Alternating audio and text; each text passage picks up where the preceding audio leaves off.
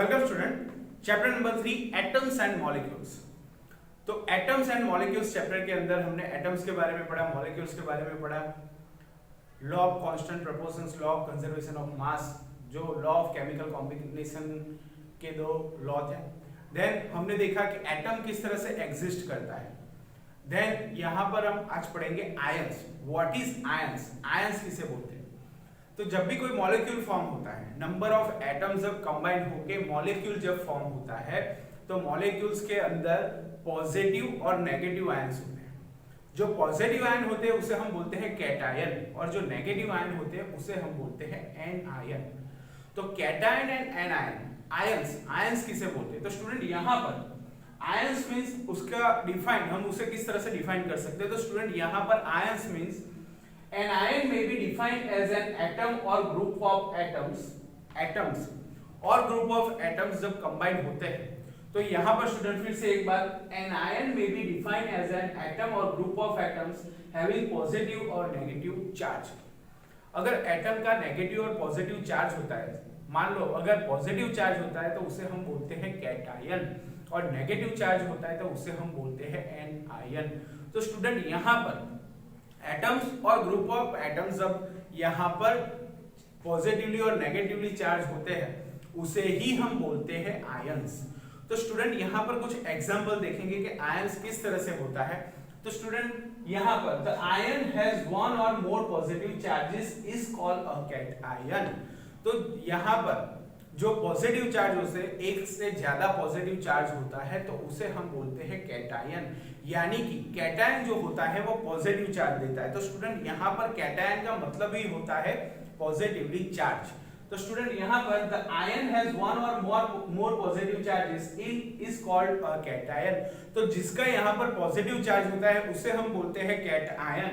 Then the ion carrying one or more negative charges is known as anion.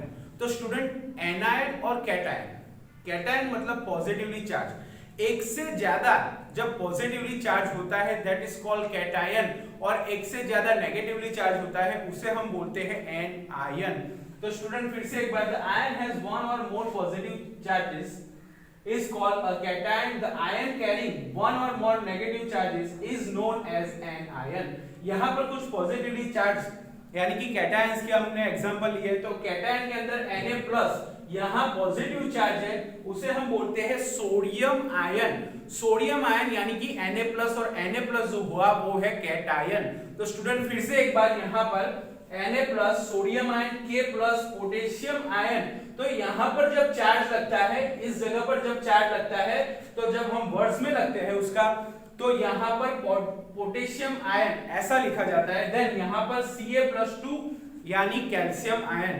तो हमें definition में ही पढ़ा, ion may be defined as an atom और group of atoms having positive और negative charge. अगर positive charge होता है तो उसे हम बोलते हैं कैटायन, और नेगेटिव चार्ज होता है तो उसे हम बोलते हैं एनायन। तो स्टूडेंट यहाँ पर the ion has one or more positive charges is called a cation। तो यहाँ पर आप देख सकते हो सोडियम पर एक ही चार्ज है, that's why it is called cation। यहाँ पर K पर भी एक ही चार्ज है, पोटेशियम आयन Ca+2 यानी कि एक से ज्यादा, आपने यहाँ पर पढ़ा the ion has one or more positive charge।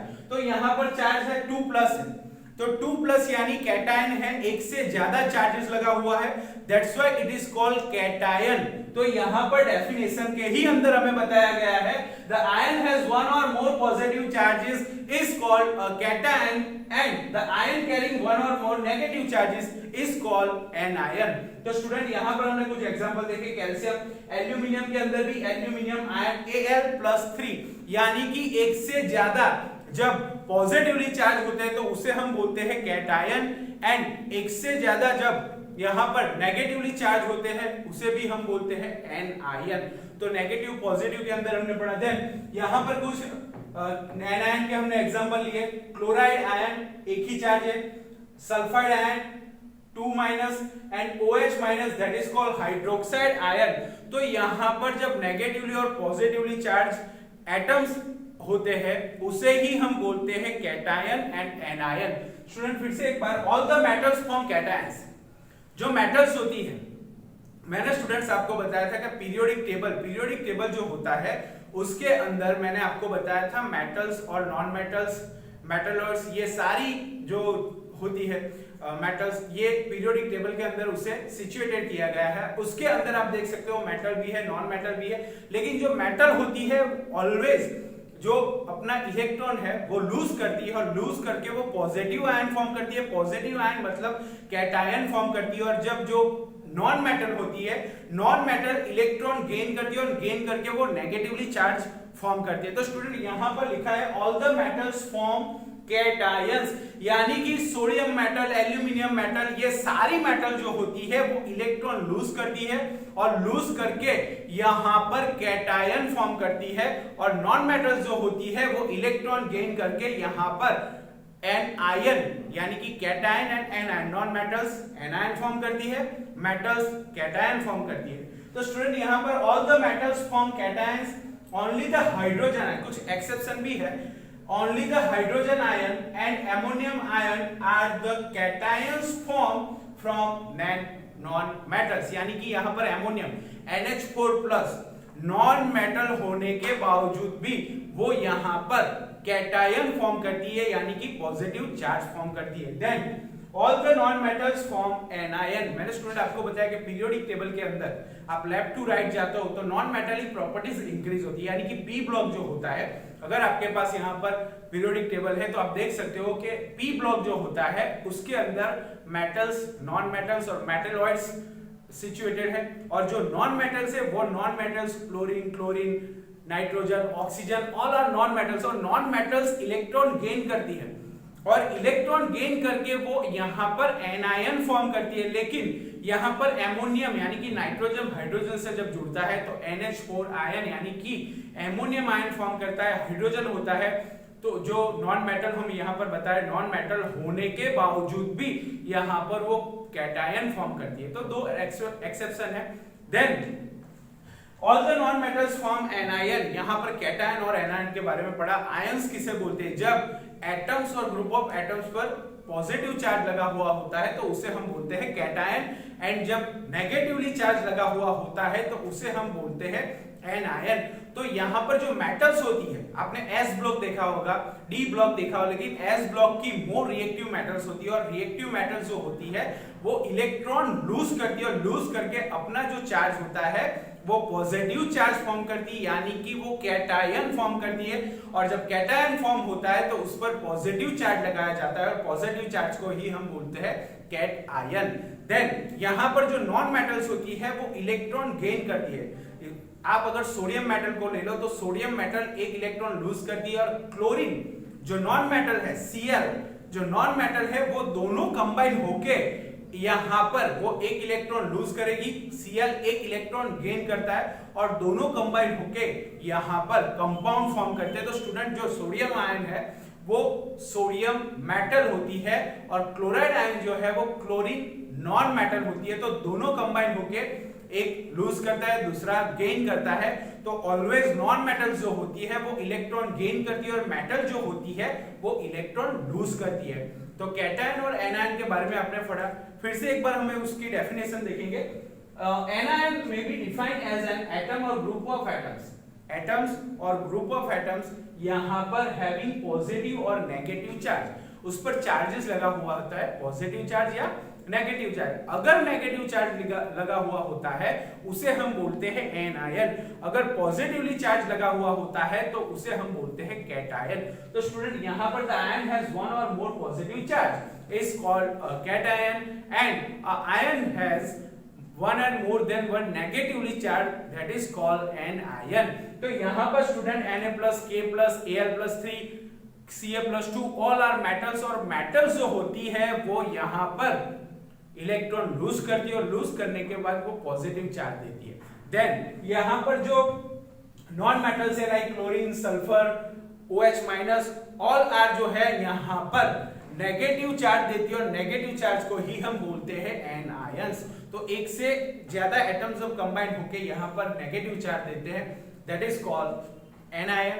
तो यहां पर student all the metals form cations, all जो मेटल्स होती है वो पीरियोडिक टेबल अगर आप देखोगे तो पीरियोडिक टेबल के अंदर एस ब्लॉक के अंदर मेटल है, पी ब्लॉक के अंदर नॉन मेटल्स है। तो लेफ्ट टू राइट जाते हैं तो नॉन मेटालिक प्रॉपर्टीज इंक्रीज होती है, और जो हमारा लेफ्ट साइड पर होता है वहां पर मेटल्स होती है, और जो मेटल होती है वो इलेक्ट्रॉन लूज करती है। और यहाँ पर मेटल जो है उसके अंदर सब एक्सेप्शन यहाँ पर हमने देखे, ओनली द हाइड्रोजन यहाँ पर पॉजिटिव चार्ज देता है, वो नॉन मेटल होने के बाद भी यहाँ पर पॉजिटिव चार्ज देता है। एंड एमोनियम आयन वो भी नॉन मेटल होने के बाद भी यहाँ पर पॉजिटिवली चार्ज देता है, उसे हम बोलते हैं कैटायंस। तो only the hydrogen ion and ammonium ion are the cations form from metals. तो नॉन मेटल्स होने के बावजूद भी यहाँ पर वो कैटायन फॉर्म करती है। तो स्टूडेंट यहाँ पर आयंस के बारे में आपने देखा, कैटायन और एनायन, इसे अच्छी तरह से समझ लीजिए और समझने के बाद अपनी नोटबुक में कंप्लीट करिए। पीरियोडिक टेबल अपने साथ रखिए तो आपको ज्यादा पता चलेगा। ओके बच्चों, गुड बाय।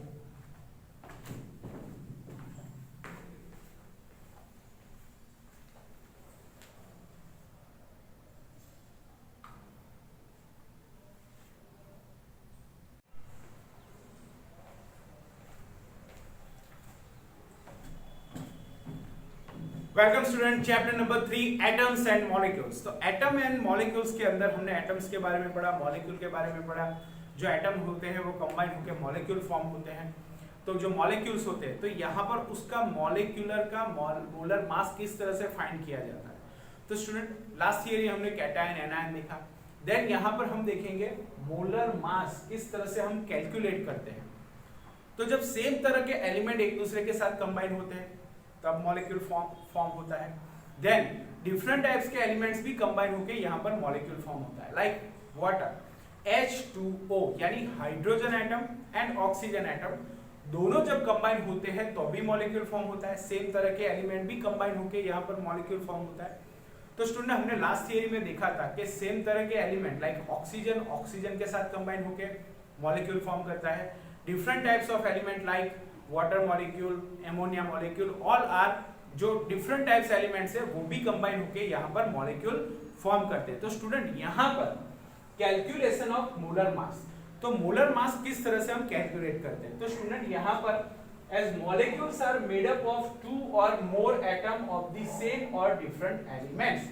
तो स्टूडेंट मैंने आपको बताया जो मॉलिक्यूल होता है वो सेम एलिमेंट से भी फॉर्म होता है and different types of element combine होके भी यहाँ पर मॉलिक्यूल्स फॉर्म होता है। लाइक यहाँ पर हम देख सकते हैं ऑक्सीजन और ऑक्सीजन दोनों कंबाइन होके O2 मॉलिक्यूल फॉर्म करता है। नाइट्रोजन मतलब सेम एलिमेंट, हाइड्रोजन के साथ। उसी तरह डिफरेंट टाइप्स ऑफ एटम्स यानी कि जो डिफरेंट टाइप्स ऑफ एटम होते हैं like hydrogen oxygen, nitrogen hydrogen combine होके ammonia, hydrogen oxygen water form करते हैं कंबाइन होके। तो मॉलिक्यूल्स जो होते हैं वो different types of atoms combine होने पर भी मॉलिक्यूल फॉर्म होता है, और नंबर ऑफ एलिमेंट सेम भी होते हैं और वो दोनों कंबाइन होके भी यहाँ पर मॉलिक्यूल फॉर्म होता है। तो फिर से एक बार स्टूडेंट यहाँ पर देखेंगे, as molecules are made up of 2 or more atoms of the same or different elements and each atom has a definite atomic mass। हर एक एटम्स जो होता है उसका डिफाइनाइट एटॉमिक मास होता है। वो कार्बन 12 हमने लिया था और कार्बन 12 के हिसाब से हमने सारे एटम्स जैसे उसका यहाँ पर स्टैंडर्ड वैल्यू कार्बन का लिया था और कार्बन का जो वैल्यू लिया था उसके हिसाब से एक कार्बन एटम जो था उसके हमने 12 पार्ट किए। तो 12 पार्ट करने के बाद हमने हर एक एलिमेंट का यहाँ पर हर एक एटम का यहाँ पर एटॉमिक मास फाइंड किया था। हर एक एटम को उसका आइडेंटिकल मास होता है, मतलब जो मास होता है वो न्यूट्रॉन प्लस प्रोटॉन उससे ही उसका एटॉमिक मास फाइंड होता है। तो स्टूडेंट यहाँ पर as molecules are made up of 2 or more atom of the same or different element and each atom has a definite atomic mass। तो हाइड्रोजन होता है उसका मास 1 होता है, कार्बन ऑक्सीजन हर एक को अपना एटॉमिक मास, ऑक्सीजन का 16 होता है, कार्बन का 12 होता है। तो यहाँ पर स्टूडेंट जो नंबर ऑफ एटम्स है उस नंबर ऑफ सारे एटम्स के यहाँ पर एटॉमिक डिफाइनाइट एटॉमिक मास होते हैं। Therefore, molecular mass of a molecule of a substance can be calculated by adding atomic masses of the atoms। यानी कि एटम्स के एटॉमिक मास यहाँ पर ऐड करने से हमें मॉलिक्यूल का यहाँ पर मास मिलता है, यानी कि मॉलिक्यूलर मास यहाँ पर मिलता है। तो स्टूडेंट यहाँ पर मॉलिक्यूलर मास जो होता है वो नंबर ऑफ एटम्स जो कंपाउंड के अंदर, मॉलिक्यूल के अंदर जो नंबर ऑफ एलिमेंट यानी कि एटम्स जो कंबाइन होते हैं वो सारे एटम्स को यहाँ पर कंबाइन करने पर हमें उसका मॉलिक्यूलर मास मिलता है। तो मॉलिक्यूलर मास फाइंड करने के लिए यहाँ पर substance can be calculated by adding atomic masses of the atoms present in the one molecule of the substance, यानी जो वन मॉलिक्यूल होता है उसके अंदर नंबर ऑफ जो एटम्स प्रेजेंट होते हैं वो नंबर ऑफ एटम्स जो प्रेजेंट होते हैं उसके यहाँ पर जो उनका एटॉमिक मास होता है वो एटॉमिक मास यहाँ पर एडिंग करने पर उनका मॉलिक्यूलर मास मिलता है। तो स्टूडेंट सबसे पहले यहाँ पर मैंने कुछ एग्जांपल लिए। सबसे पहले हाइड्रोजन मॉलिक्यूल का यहाँ पर मैंने एग्जांपल लिया है। तो स्टूडेंट आप यहाँ पर देख सकते हो मॉलिक्यूलर मास ऑफ हाइड्रोजन। तो हाइड्रोजन के अंदर नंबर ऑफ एलिमेंट दोनों सेम है, यानी कि हाइड्रोजन के साथ कंबाइन होके यहाँ पर H2 मॉलिक्यूल फॉर्म करता है, यानी कि सेम तरह के एलिमेंट कंबाइन होके यहाँ पर H2 मॉलिक्यूल फॉर्म होता है। तो यहाँ पर हाइड्रोजन का जो मास रहता है, molecular mass of hydrogen is equal to atomic mass of hydrogen, atomic mass of hydrogen. तो यहां पर जो एटॉमिक मास ऑफ हाइड्रोजन है इज इक्वल टू, जो हाइड्रोजन का एटॉमिक मास है वो 1 रहता है, लेकिन यहां पर 2 हाइड्रोजन मॉलिक्यूल्स, यहां पर 2 एटम्स है, दैट्स व्हाई यहां पर हम लिखेंगे 2 into 1 is equal to 2। तो स्टूडेंट आप यहां पर देख सकते हो molecular mass of hydrogen, atomic mass of hydrogen is equal to 2। Number of atoms यहां पर 2 प्रेजेंट है, दोनों हाइड्रोजन का मास 1 होता है, तो यहां पर 2 into 1 is equal to 2। इसी तरह से molecular mass of H2O is equal to atomic mass of hydrogen, atomic मास, यहां पर आप इस तरह से भी लिख सकते हैं 2 into atomic mass of hydrogen is equal to 2 into 1 is equal to 2। यहां पर 2 into atomic mass of hydrogen plus atomic mass of oxygen, atomic mass of oxygen is equal to, यहां पर हाइड्रोजन का मास होगा 2 प्लस यहां पर जो oxygen है उसका मास होता है 16 is equal to 18 atomic mass unit, यानी कि AMU। तो एटॉमिक मास यूनिट यहां पर आपने देखा 2 into atomic mass of hydrogen, यानी कि नंबर ऑफ हाइड्रोजन एटम्स यहां पर 2 टाइम्स है और एक ऑक्सीजन एटम, तो 2 into atomic mass of hydrogen plus atomic mass of oxygen is equal to 2 plus 16 is equal to 18 AMU। तो यहाँ पर हमने हाइड्रोजन का मॉलिक्यूलर मास फाइंड किया, देन यहाँ पर हमने वाटर मॉलिक्यूल का मास फाइंड किया, then molecular mass of carbon dioxide. तो molecular mass of carbon dioxide is equal to atomic mass of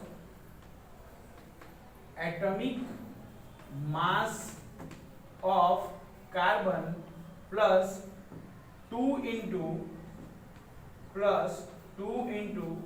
atomic mass of oxygen.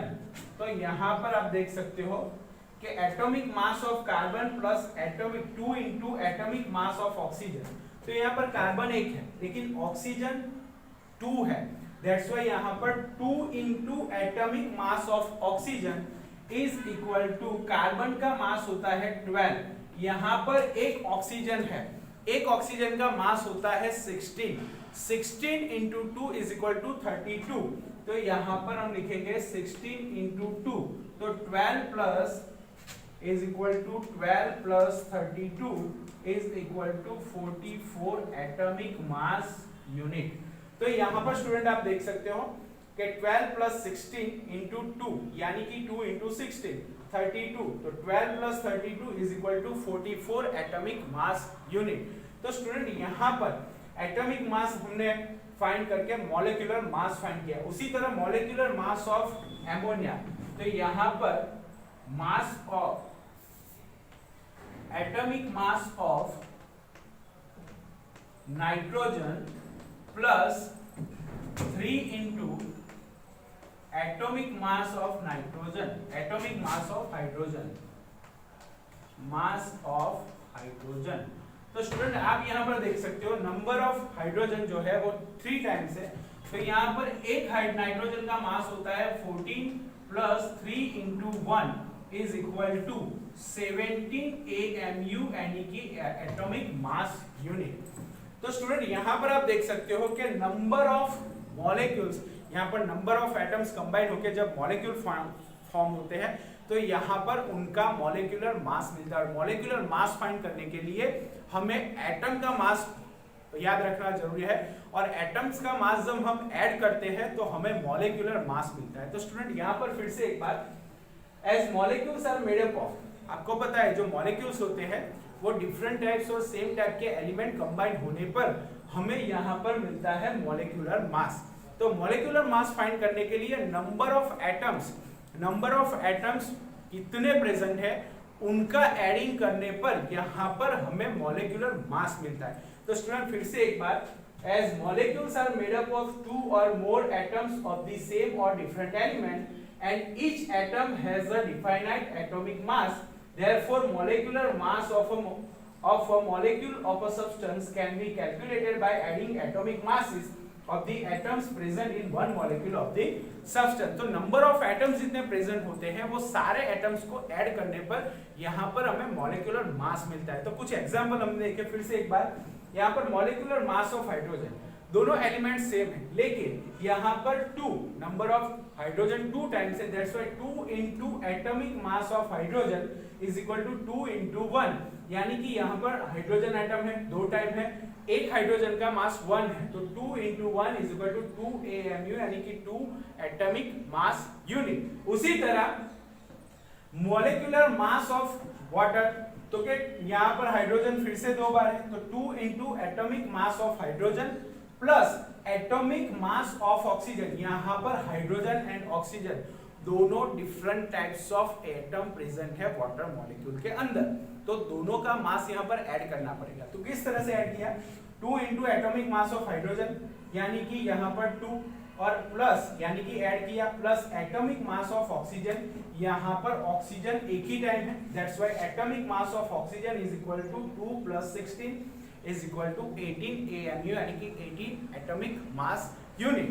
Then molecular mass of CO2 यानी कि carbon dioxide, तो carbon dioxide के अंदर number of atoms 2 है, carbon and oxygen, तो carbon and oxygen both जो combine होके यहाँ पर कार्बन डाइऑक्साइड फॉर्म होता है, तो उसके अंदर एटॉमिक मास ऑफ कार्बन यानी कि यहाँ पर कार्बन का जो एटॉमिक मास है वो 12 है, and 2 into number of oxygen यहाँ पर 2 टाइम्स है, that's why 2 into atomic mass of oxygen is equal to 12 plus 16, लेकिन ऑक्सीजन जो है यहाँ पर 2 टाइम्स है, तो 16 into 2 यानी कि 32, तो 12 plus 32 is equal to 44 atomic mass unit, यानी कि यहाँ पर कार्बन डाइऑक्साइड जो मॉलिक्यूल है उसका यहाँ पर मास होगा 44 atomic mass unit. Then molecular mass of ammonia, तो atomic mass of nitrogen plus 3 into atomic mass of hydrogen, तो यहाँ पर हाइड्रोजन जो है वो